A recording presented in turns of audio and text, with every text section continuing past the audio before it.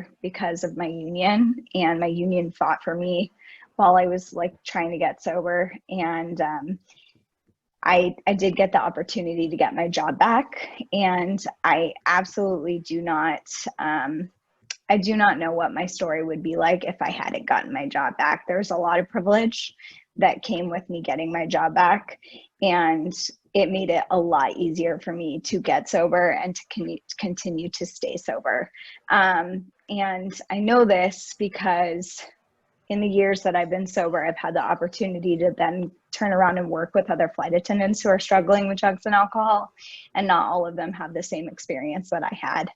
And so I've gotten to see with my own eyes what that privilege looks like and how much it has affected my recovery and my life to have gotten my job back. So I went to my first AA meeting with a friend of mine who was a flight attendant who got sober as well. And he was the first person that I met who was like normal, who was sober. And I did not believe him when he told me that he didn't drink. I was like, what, you don't drink in private? Like, I absolutely could not like grasp that he didn't drink. And he was like, nope, not at all. And he was like, you seem really curious about this. Do you want to come with me to a meeting? And I was like, maybe someday. Well, 6 months later, when my life was like falling apart and I needed to get to a meeting, he was the first person that I thought of and the person that I called.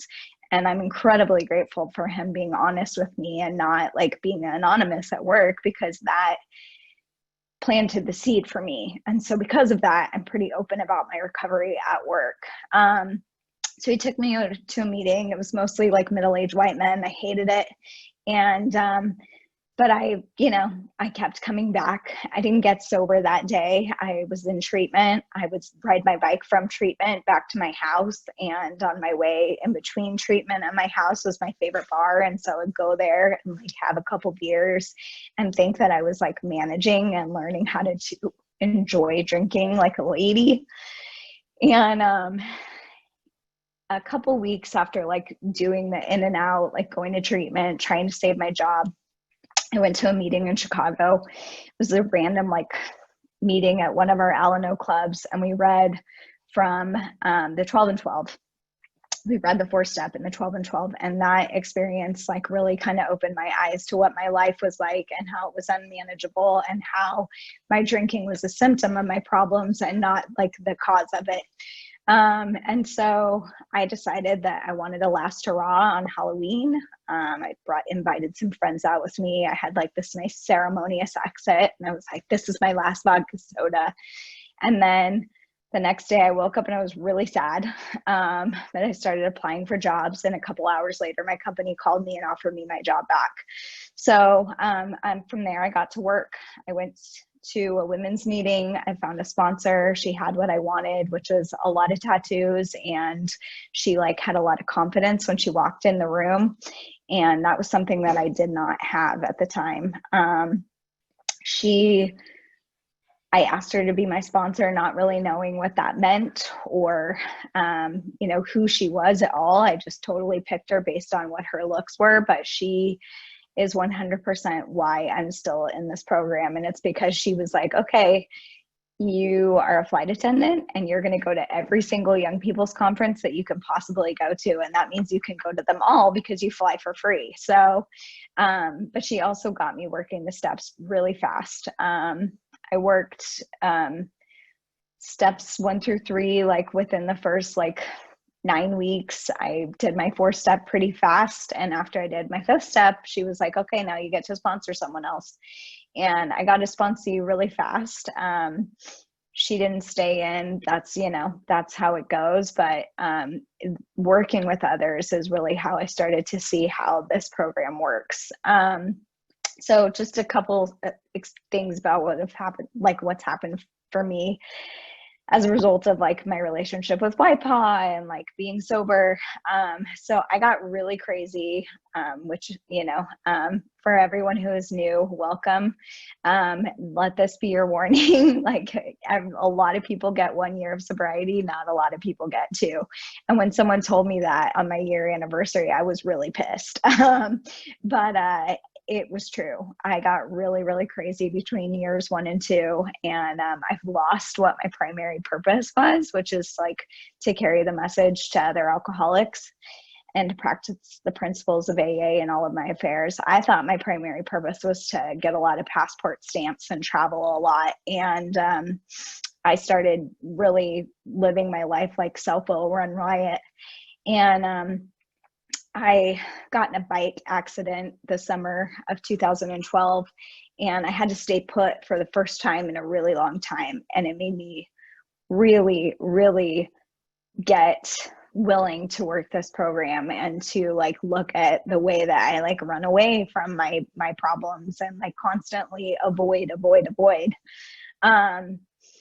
In that same year, I was working a flight, and I met a man. I thought he was very attractive, and we it started exchanging like information. We were talking. I picked up a trip. I was going to see him on an overnight, and I started like scheming. I was like, I'm going to go and I'm going to meet him, but I'm not going to tell him that I'm in AA. And I'm going to call the hotel and I'm going to tell him, look, I'm coming in. I'm a flight attendant. I'm going to order a vodka soda, but just give me soda. So I'm like plotting all of this, like completely self-will run riot. And I am like doing all of this while pouring drinks on the plane for my passengers and not paying attention. I realize that I've so I pour something and I think it's water, and I go to take a drink of it and it's straight vodka.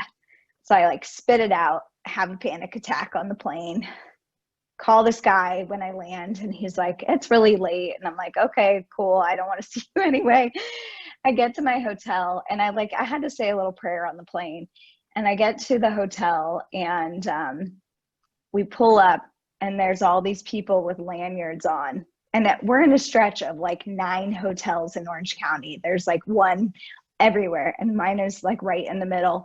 And we pull up and everyone has lanyards on, and it was the Southern California Conference for Young People and Alcoholics Anonymous. And I've never to this day like I felt so taken care of as I did in that moment. You know, I got to go to a marathon meeting all night that night. That guy didn't end up being the answer to my problems as I thought that he was. But yeah, like that was just like one experience. And throughout my entire recovery, I've had some like coincidences that I have no doubt are my higher power looking out for me.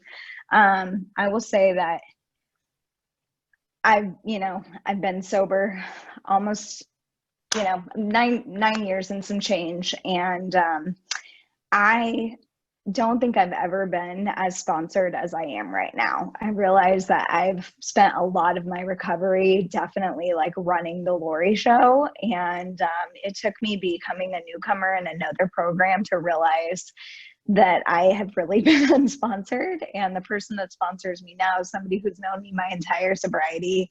We have the same sobriety date, only his is 7 years earlier than mine.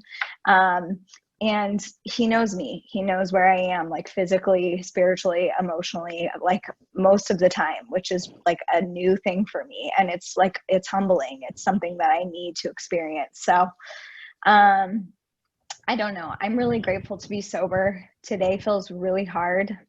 I want to talk about a lot of other things besides like alcoholism. But this is not the time or the place for it. But I will say that I got sober and I found a voice that I didn't have or know how to have before. And because of that, I'm back in school for the first time in like a long time. And I'm not just back in school, I'm getting decent grades. Like I'm taking actions to continually better my life. And that's something that I couldn't do before I got sober. I could barely remember to buy toilet paper. I did not know how to take care of myself. I didn't know how to be with someone else. And everything I have in my life today is a gift of this program.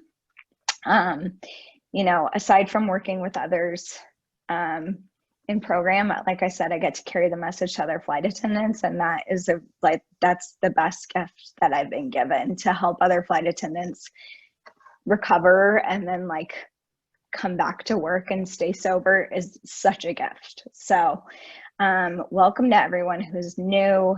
Welcome to everyone from all over the world. I feel very emotional about everyone that's here.